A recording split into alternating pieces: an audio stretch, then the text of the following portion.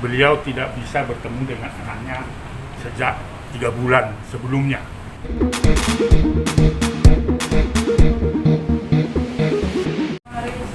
Iya, jadi hari ini saya diminta oleh pihak Karen dan lawyernya untuk memberikan keterangan terhadap apa yang saya lakukan tanggal 3 sampai sebelum kematian dari putri dari Karen itu.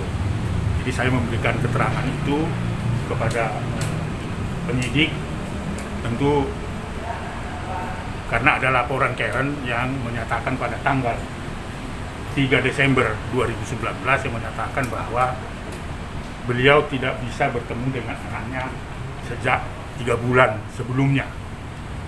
Dan banyak diceritakan karena ada peristiwa-peristiwa kekerasan dalam rumah tangga yang dilaporkan mengakibatkan mereka terpisah dari keluarganya, lalu kemudian terpisah dengan anaknya yang satu-satunya putri Karen itu. Awalnya di 3 bulan sebelum Desember itu, dan menceritakan ada yang dilaporkan akibat dari kekerasan dalam rumah tangga, konflik di dalam keluarga, akibatnya perebutan anak terjadi dan seterusnya. Itu yang dilaporkan di tanggal 3 Desember itu. Nah, di dalam laporan itu saya menyimpulkan karena Undang-Undang Perlindungan Anak memandatkan saya untuk menganalisis itu, pada tanggal 3 Desember itu kita sudah, atau Komnas Perlindungan Anak sudah menyimpulkan bahwa telah terjadi dugaan menghalang-halangi ibunya bertemu dengan anaknya, lalu tidak memberitahu di mana tempatnya, dan itu adalah salah satu unsur yang terpenuhi bahwa itu merupakan pelanggaran terhadap hak anak. Maka pada tanggal 3 itu saya rekomendasikan untuk segera mungkin mencari upaya hukum termasuk ke Polres Jakarta Selatan ini di tanggal 3 Desember itu. Nah, setelah pelaporan itu di tanggal 4 tanpa pemberitahuan apa-apa, ya, bahwa Arya datang ke kantor saya, tidak menjadwalkan, tidak memberitahu, dan saya tidak kenal Arya siapa, datang ke kantor saya, kebetulan saya tidak ada di situ, tetapi dia melakukan tindakan memaki-maki staf saya dan menyatakan bahwa saya adalah pahlawan kesiangan, jangan urusi urusan yang tidak jadi urusan dalam rumah tangga dan sebagainya. Itu yang disampaikan sampai staf saya itu dalam keadaan ketakutan pada tanggal 4 Desember itu. Lalu kemudian saya minta kepada staf saya, kalau Pak Arya masih ada di kantor, saya kebetulan waktu itu tidak ada di kantor, minta ditunggu saja. Tapi ketika saya datang ke kantor, beliau sudah meninggalkan kantor. Akhirnya tanggal 5 itu saya bikin surat untuk membuat surat panggilan resmi agar beliau datang tanggal 10 untuk mengklarifikasi terhadap pelaporan Ibu Karen. Nah, tetapi alamat tidak jelas. Diantar ke rumah yang diduga bahwa dia tinggal bersama orang tuanya, yang Pak Richard itu, diberikan ke sana, tapi surat itu tidak diterima. Berapa kali tidak diterima, katanya anaknya bukan di sini, dan bahkan disinyalir waktu itu petugas staf kita mengatakan bahwa Pak Richard itu mengatakan bahwa ini bukan rumahnya siapa-siapa. Akhirnya kita titiplah di RT. Tetapi setelah dititip di RT, kita kemudian cari nomor kontak WA-nya, lalu undangan yang untuk tanggal 10 kita sampaikan kepada lewat WA itu kepada Pak Arya. Tapi apa yang terjadi, dan selalu mengatakan tidak punya kewenangan untuk memanggil Arya. Akhirnya dia tidak datang sampai sebelum kematian dari putri dari kedua pasangan suami istri ini. Nah, di situ sebenarnya yang ingin saya sampaikan bahwa dia adalah pada tanggal 3 Desember pelaporan itu saya sudah menyimpulkan telah terjadi menghalang-halangi Ibu Karen bertemu dengan anak. Itu adalah melanggar hukum karena belum ada satu pemisahan yang menentukan pengadilan bahwa salah satu pihak tidak boleh. Itu tidak ada putusan itu sudah pelanggaran. Lalu kedua, ketika dia temperamen dan sebagainya, memaki-maki di kantor orang yang tidak kantornya dan sebagainya, dan apa kewenangannya kita tidak tahu, dan itu juga menyimpulkan bahwa dia tidak layak sebenarnya untuk mengasuh anak, karena salah satu persyaratan itu selain dia melakukan kekerasan pada anak, temperamen, ya, lalu kemudian drug abuse dan sebagainya, itu syarat-syarat yang tidak boleh diberikan kewenangan untuk mengasuh anak. Jadi kami sudah menyimpulkan, atau Komnas sudah menyimpulkan itu sebelum Sepania itu meninggal dunia. Nah, peristiwa meninggal dunia ini saya baru tahu setelah tidak mau si Arya untuk diajak untuk berdiskusi untuk menyelesaikan masalah mereka. Itu di tanggal 8 Februari ya, di pukul 14.30 saya mendapatkan informasi dari temannya Ibu Karen yang selalu membantu beliau dalam perkara ini, menyatakan kepada saya, melaporkan bahwa putri dari Ibu Karen meninggal dunia, begitu. Lalu kemudian saya klarifikasi tentunya dengan Ibu Karen pada hari Sabtu tanggal 8 Februari jam 3:30, apa betul kabar ini bahwa putrimu meninggal dunia? Gara-gara dia bilang betul, ya, meninggal dunia hari Jumat jam 10 malam. Saya mendapatkan berita itu, seperti itulah kata Ibu Karen ini. Lalu kemudian saya tentu memberikan penenangan kepada mereka, kepada Ibu Karen dan keluarga, apa penyebabnya. Tapi pada saat itu tidak dijelaskan apa penyebabnya. Nah, pada hari Minggu baru kita mendapat informasi ada dugaan jatuh dari lantai 6 ke apartemen yang dimana putri Karen itu dengan bapaknya tinggal dan sebagainya. Lalu kemudian saya tanya, kenapa meninggal kalau dari lantai 6 sampai ke bawah itu apa yang terjadi?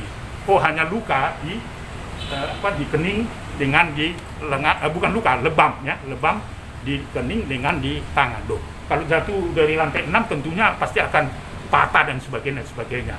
Lalu saya tanya lagi, klarifikasi kepada Ibu Karen. Bu Karen, kamu tahu dari mana ini jatuh dari situ? Dari informasi dari pihak kepolisian, karena baru diberitahu ke pihak kepolisian informasi telah meninggal dunia itu.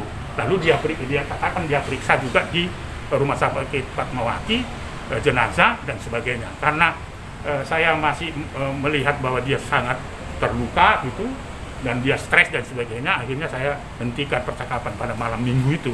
Akhirnya sampai dia pemakaman, saya bilang apakah terjadi autopsi dan sebagainya. Sempat dikuburkan tetapi tidak terjadi autopsi. Akhirnya terjadi juga autopsi ulang atau dibongkar kembali juga autopsi. Apa yang mau saya katakan dari keterangan ini?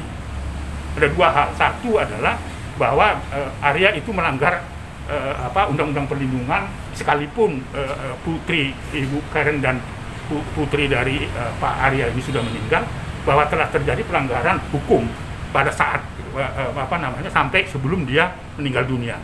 Apakah perkara itu bisa diteruskan? Bisa. Tidak harus orang meninggal dunia atau hidup dan sebagainya. Itu satu. Yang kedua, tentu saya ingin membantu dari penjelasan, dari keterangan saya ini, membantu Ibu Karen dan Pak Arya untuk mengetahui latar belakang dan penyebab kematian itu. Jadi itu prinsipnya. Jadi Komnas Perlindungan Anak punya kewajiban untuk membongkar masalah ini, apa sih sebenarnya penyebabnya dan apa yang melatar belakangi. Karena kondisinya sesuai dengan hasil otopsi nanti akan disesuaikan apakah dia terjatuh atau dibunuh atau tidak. Tentunya saya memberikan kesempatan kepada kedua orang tua, Ibu Karen dengan Pak Arya, untuk sama-sama kita mencari apa latar belakang dan penyebabnya. Jadi ini tidak menuduh siapapun, tetapi tentunya ada orang meninggal, ya, ada anak yang meninggal, menjadi concernnya Komnas Perlindungan Anak, maka bersama-sama dengan Pak Arya, bersama-sama dengan Ibu Karen harus mencari, karena dua-dua ini pasti kehilangan rasa kehilangan anak itu pasti. Oleh karena itu, dengan penjelasan saya di Polres Jakarta Selatan, bagaimana mengungkap tabir ya kematian dari putri dari Pak Arya dan Ibu Karen itu bisa menjadi terang benderang. Jadi ketika ada anak yang kehilangan nyawanya dan yang tidak tahu latar belakangnya, maka kita akan ungkap itu. Jadi sekali lagi Komnas Perlindungan Anak akan bersama-sama dengan Polres Jakarta Selatan, bersama-sama dengan Pak Arya, bersama-sama dengan Ibu Karen untuk membongkar tabir kematian dari putrinya ini. Apa penyebab, apa faktor, dan mungkin siapa kalau toh meninggal dunia, siapa yang membunuh dan sebagainya. Begitu. Bang, satu lagi, setelah Arya waktu itu mendatangi, sampai saat ini masih kita menghubungi apa? Tidak sama sekali. Nah, itu yang sangat kita kecewa gitu. Tapi walaupun demikian, karena dia sudah kehilangan anak, ya saya hormati dan sebagainya. Siapapun pasti akan merasa sedih dan sebagainya. Tetapi yang saya mau tekankan adalah Komnas Perlindungan Anak minta kepada Arya, kepada Ibu Karen dan keluarga besar, mari kita sama-sama mengungkap tabir kematian dari sebenarnya ini yang sampai sekarang belum jelas ya. Apakah terjatuh, apakah dibunuh atau apa, dan siapa penyebabnya kita belum tahu. Jadi sekali lagi Komnas Perlindungan Anak prihatin terhadap kejadian ini dan mari bersama-sama Pak Arya, Ibu Karen dan keluarga besar untuk kita membongkar atau mengungkap tabir kematian dari Zefania. Harus hasil otopsi sendiri belum diumumkan ya? Hasil otopsi. Tadi saya sudah tanya hasil otopsinya sudah ada dan mereka akan menyampaikan itu rilis kepada publik ya. Tadi saya sudah tanya.